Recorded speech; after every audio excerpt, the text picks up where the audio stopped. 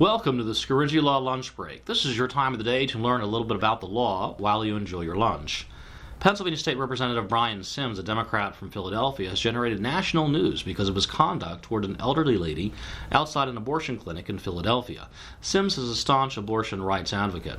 This past Thursday, Representative Sims appeared at the abortion clinic and live-streamed himself verbally accosting an elderly white woman who was there to offer support, prayer, and information on alternatives to abortion.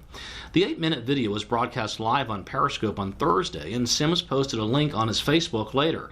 More than 1 million people watched the video since it was posted. In his Facebook post, he writes, "Protest the protesters. Push back against Planned Parenthood protesters. Please, they prey on young women. They use white privilege and shame. They're racist, classist, bigots who need and deserve our righteous opposition. Push back, please." The live stream shows the woman walking back and forth on the sidewalk, trying to get away from Sims and trying to keep her face out of view of his camera. Sims follows her and walks back and forth and continues to berate her. Here's a snippet of what he was saying. "Shame on you for hiding your face at the same time that you're shaming other people. What are you doing? What you're doing here is disgusting. This is wrong. Shame on you, ma'am, for standing out here thinking you know what's right for other people's bodies. An old white lady telling people what to do with their bodies. Shame on you. This is disgusting. This is shameful." He's got the shame down. "If you're a white person like I am, we have a lot of catching up to do. We have a lot to apologize for, and I'm going to start by apologizing for this woman. Shame on you. What you're doing here is disgusting. Don't convince yourself that what you're doing isn't extremely racist. How dare you? This is grotesque." And he goes on and on. At one point, the woman says, "Get your camera out of my face," as she's trying to get away from him. She pulls out her rosary and prays with it.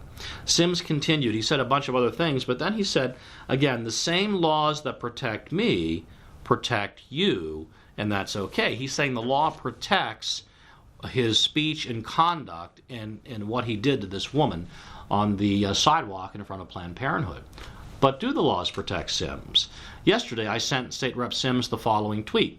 "Dear @Brian Sims PA, please see Title 18 of the Crimes Code 2709A2, harassment, and Section 27A of the Crimes Code, ethnic intimidation." He has not responded to my tweet. But let's take a look at the law. Harassment is a crime and is defined as a person commits the crime of harassment when, with the intent to harass, annoy, or alarm another person, he follows that person in or about a public place. Now, there are various other ways to constitute the crime of harassment. I'm just focusing on this one that I think it can be most easily proven in this case. Now, harassment is this type of harassment is a summary offense. Now, let's ask those questions. Did Sims follow this woman in or about a public place? You can watch the video. You can reach your own conclusion. About 1 million people have watched it.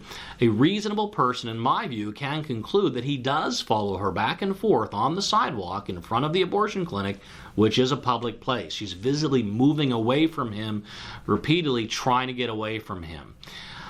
This, to me, constitutes one of the necessary elements for harassment. Now, here's the other. Did Sims possess an intent to harass, annoy, or alarm this woman? I think a reasonable person could conclude that Sims at least possessed the intent to annoy her, and that would be harassment. Now, Sims will argue his conduct is protected by the Constitution, the First Amendment right to free speech, that he was engaging in protected speech, political speech.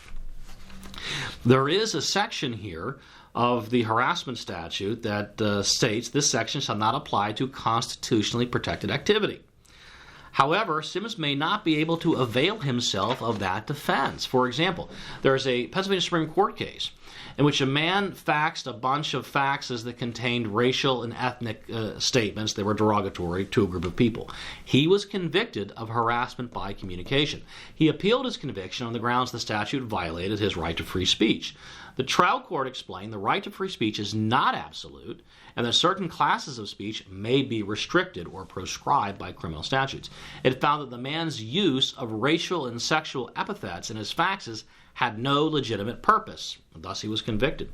He appealed. The Superior Court agreed with the trial court. It explained that the statute is not unconstitutional because it's directed at conduct rather than speech and requires an intent to harass. The man appealed again.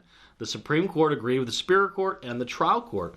Now, it held that the faxes he sent contained political speech, and that cannot be constitutionally proscribed. However, the court said that the jury instructions focused on the man's conduct and not the content, not the speech.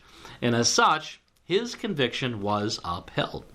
So, the point is, if Sims is charged and defends on the grounds that he has a First Amendment right to free speech and he can't be convicted of harassment because all he was doing was exercising his First Amendment right, well, the courts are going to focus on his conduct and examine his conduct in those videos. They're not going to look at his protected political speech. And it's his conduct that a jury very well could find constitutes the summary offense of harassment. Now, will Representative Brian Sims, Democrat of Philadelphia, actually be charged with the crime of harassment, or any crime for that matter? Not in a million years. He's a politician. He'll skate through this. Well, that's about all the time we have today for the Scaringi Law Lunch Break. I hope you learned a little bit about the crime of harassment. Thanks for listening, and enjoy your lunch.